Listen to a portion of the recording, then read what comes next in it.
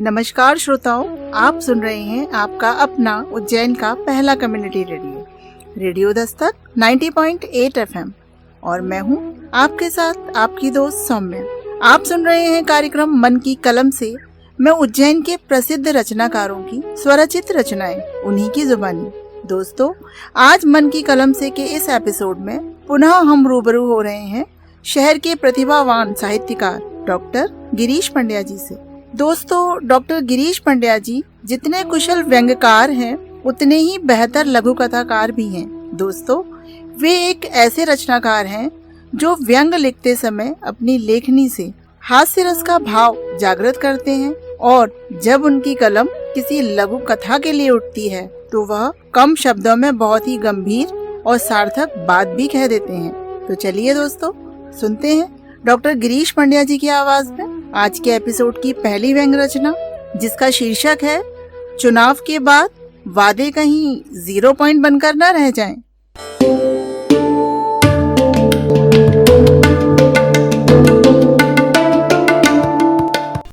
नमस्कार, मैं डॉक्टर गिरीश पंड्या एक बार पुनः मन की कलम के इस एपिसोड में आपके बीच उपस्थित हूँ। रेडियो दस्तक 90.8 FM मन की कलम के माध्यम से उज्जैन और मालवा के साहित्यकारों की कलम और उनके शब्दों को, उनके साहित्य को, उनके सृजन को दूर दूर तक पहुंचा रहा है। इसी क्रम में आज पुनः इस एपिसोड में मैं अपनी कुछ व्यंग्य रचनाएं और कुछ लघु कथाओं के साथ यहाँ पर उपस्थित हूँ। अब मैं अपनी एक व्यंग्य रचना प्रस्तुत कर रहा हूँ जिसे हमारे अपने उज्जैन के मोहल्लों के नाम के आधार पर और चुनावी वादों को जोड़कर लिखा गया है। जब जब चुनाव आते हैं तब हमारे अपने शहर का विकास किस तरह होता है, उसे उज्जैन के ही मोहल्लों के नामों के साथ जोड़कर रचा गया है। तो आनंद लीजिएगा इस व्यंग्य रचना का। व्यंग्य रचना का शीर्षक है चुनाव के बाद वादे कहीं 0 पॉइंट बनकर न रह जाए। आप इस व्यंग्य रचना को सुनते वक्त उज्जैन के मोहल्लों के नामों को विशेष रूप से ध्यान में रखिएगा। चुनाव के इस मौसम में उज्जैन के मोहल्लों के नाम सब कुछ बयान कर रहे हैं। चुनावी दलों के घोषणा पत्र मानो फ्रीगंज के नाम की तरह बड़े ही लुभावने लग रहे हैं। इस नाम में सब कुछ फ्री मिलने का भ्रम होता है किंतु मिलता नहीं है। उज्जैन के विकास का मार्ग कमरी मार्ग की तरह सकरा ही रहता है और सिंहस्थ के समय इंदौर उज्जैन 4 लेन की तरह फैल जाया करता है। कुछ मुद्दों पर विकास की गति भी उतनी ही रहती है जितनी गति प्रायः ढाबा रोड पर जाम में फंसे वाहनों की रहती है।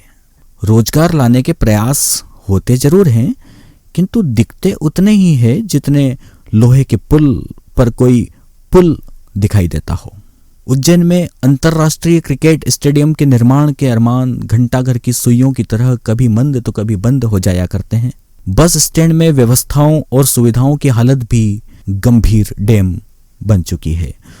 रोजगार, स्वच्छ पानी और हवाई पट्टी आदि वे मुद्दे हैं जो अपने शहर के लिए कभी पुराने नहीं होते हैं बल्कि नई सड़क की तरह हमेशा नए बने रहते हैं।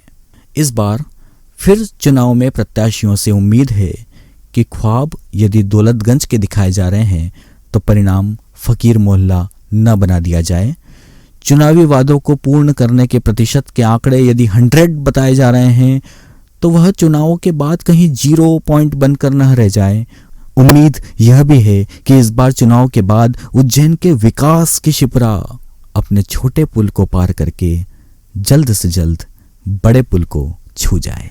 ये थी उज्जैन के विकास, उज्जैन के मोहल्लों और घोषणा पत्रों, वादों के ताने बाने को बुनकर लिखी गई रचना चुनाव के बाद वादे कहीं 0 पॉइंट बनकर न रह जाए। ये मैंने आप सभी के समक्ष प्रस्तुत की और निश्चित रूप से आपको ये पसंद आई होगी। आप सुन रहे हैं आपका अपना उज्जैन का पहला कम्युनिटी रेडियो दस्तक 90.8 FM और मैं हूं आपके साथ आपकी दोस्त सौम्या। आप सुन रहे हैं कार्यक्रम मन की कलम से मैं उज्जैन के प्रसिद्ध रचनाकारों की स्वरचित रचनाएं उन्हीं की जुबानी। दोस्तों, कर्तव्य का असली बोध कराती यह लघु कथा अभी आपने सुनी डॉक्टर गिरीश पंड्या जी से। आइए आज मन की कलम से के इस एपिसोड में हम पुनः सुनते हैं एक व्यंग रचना जिसका शीर्षक है मेरे सपने में मेघदूतम।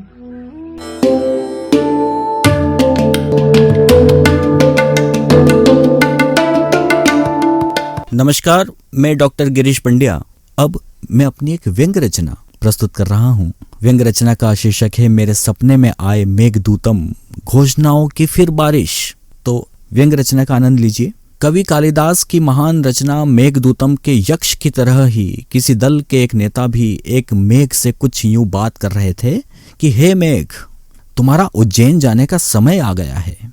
तुम्हें वहां पहुंचकर झूठे वादों और घोषणाओं को बरसाकर मतदाताओं को फिर से मूर्ख बनाना है। आसमान से गुजरते वक्त जब तुम्हें किसी घंटाघर की घड़ी बंद और रोजगार की उम्मीदें मंद पड़ी दिखाई दें तो समझ जाना कि ये उज्जैन ही है। तुम्हें रोजगार के झूठे वादों की बारिश यही तो करना है। हे मेघ, तुम्हारे कद तक पहुंचने वाला उद्योगों का धुआं वहां नजर नहीं आएगा, क्योंकि उज्जैन को उद्योग दिए जाने से अधिक उद्योगों के आश्वासन दिए जाने की परंपरा रही है। इस बार भी औद्योगिक विकास का झूठा संदेश पहुंचाकर तुम्हें मतदाताओं को फिर से भ्रमित करना है। हे मेघ, तुम वहां बिंदास डटे रहना। तुमसे टकराने वहां कोई नहीं आएगा, क्योंकि परिंदे आजकल दिखते नहीं हैं और हवाई जहाज उज्जैन में उड़ते नहीं हैं।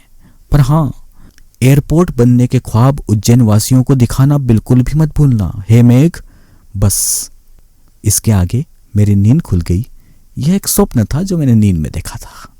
तो ये व्यंग रचना मैंने किसी चुनाव विशेष के दौरान लिखी थी। हो सकता है कि अब उज्जैन के विकास एक नई सौगात लिख रहा है, एक नई इबारत लिख रहा है। ऐसे में ये व्यंग रचना आज शायद इतनी प्रासंगिक ना हो, लेकिन जिस समय ये मैंने लिखी थी उसे मुझे लगता है कि आप सभी को ये सुनाना आवश्यक था। तो इस प्रकार आज मन की कलम के इस एपिसोड में आपने कुछ व्यंग रचनाओं और कुछ लघु कथाओं का आनंद लिया। निश्चित रूप से ही आपको पसंद आई होगी। हम मन की कलम के अगले एपिसोड में फिर से मिलेंगे।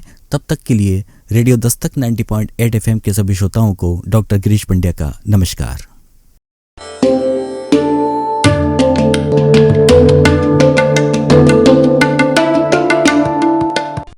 आप सुन रहे हैं आपका अपना उज्जैन का पहला community radio, radio Dastak 90.8 FM, और मैं हूं आपके साथ आपकी दोस्त सौम्या। आप सुन रहे हैं कार्यक्रम मन की कलम से मैं उज्जैन के प्रसिद्ध रचनाकारों की स्वरचित रचनाएं, उन्हीं की जुबानी। दोस्तों, महाकवि कालिदास की रचना मेघदूतम को आधार बनाकर जिस प्रकार सपने में एक मेघ से बातें करते हुए नेताजी का चुनावी घोषणा पत्र, जिसे अभी आपने सुना डॉक्टर गिरीश पंड्या जी की आवाज में, निश्चित रूप से श्रोताओं को पसंद आया होगा और मन को गुदगुदाया भी होगा। तो दोस्तों, मन की कलम से के आज के एपिसोड में हमने सुना डॉक्टर गिरीश पंड्या जी की लघु कथाओं एवं हास्य व्यंग रचनाओं को। अब समय है आपसे विदा लेने का। हम पुनः आपकी सेवा में हाजिर होंगे लेकर कार्यक्रम मन की कलम से, और अगले एपिसोड में हम मिलेंगे किसी नए रचनाकार के साथ। तो दोस्तों, आपको आज का यह कार्यक्रम कैसा लगा, इस संबंध में आप अपनी प्रतिक्रिया अवश्य व्यक्त करें। आपके मन में यदि कार्यक्रम से संबंधित कोई पोस्ट या कोई सुझाव आप देना चाहते हैं तो आप रेडियो दस्तक के व्हाट्सएप नंबर 9406894068 पर हमसे संपर्क कर सकते हैं। रेडियो दस्तक 90.8 FM से जुड़ी सभी अपडेट के लिए आप हमारे social media account Instagram, ShareChat, Facebook और ट्विटर पर भी जुड़ सकते हैं, जहां आपको कार्यक्रमों संबंधी अन्य जानकारियां भी मिलती रहेंगी। दोस्तों, अब समय है विदा लेने का। अब अपनी दोस्त सौम्या को इजाजत दीजिए, लेकिन कहीं मत जाइए, सुनते रहिए आपका अपना रेडियो दस्तक 90.8 FM। सुनेगा उज्जैन, बढ़ेगा उज्जैन। आप सुन रहे हैं आपका अपना उज्जैन का पहला community radio, radio Dastak 90.8 FM, और मैं हूं आपके साथ आपकी दोस्त सौम्या। आप सुन रहे हैं कार्यक्रम मन की कलम से मैं उज्जैन के प्रसिद्ध रचनाकारों की स्वरचित रचनाएं, उन्हीं की जुबानी।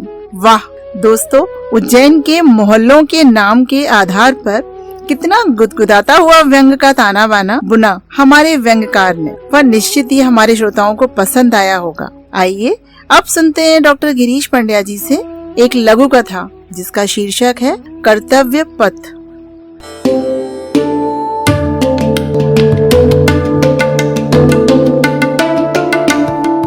नमस्कार, मैं डॉक्टर गिरीश पंड्या एक बार पुनः और कुछ लघु कथाओं के साथ यहाँ पर उपस्थित हूँ। प्रस्तुत कर रहा हूँ अपनी एक लघु कथा जिसका शीर्षक है कर्तव्य पथ। कई बार जब हम विभिन्न कार्य करते हैं तो हमारे लिए धर्म क्या है, हमारे लिए कर्तव्य क्या है, कर्तव्य पथ क्या है, इसकी परिभाषाएं अलग अलग गढ़ी जाती है। और इसी बात को ध्यान में रखते हुए ये एक लघु कथा मैंने लिखी, मैं आप सभी के समक्ष प्रस्तुत कर रहा हूँ। क्या हुआ भाग्यवान, अकेले अकेले क्यों बड़बड़ा रही हो? पुताई करने वाले ने उसकी पत्नी से पूछा।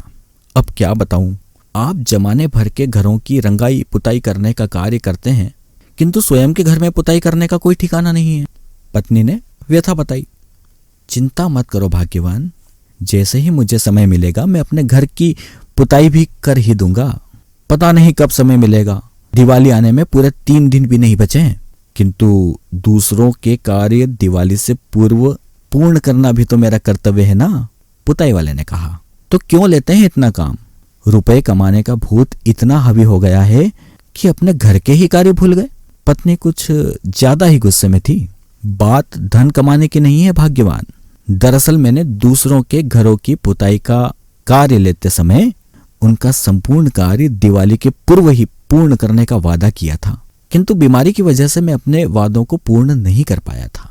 अब मैं देर रात तक उन पुताई कार्यों को पूर्ण करते हुए अपने कर्तव्य को भी पूर्ण करने का प्रयास कर रहा हूँ। और पुताई न होने की वजह से अपने ही घर में यदि लक्ष्मी नहीं आ पाई तो?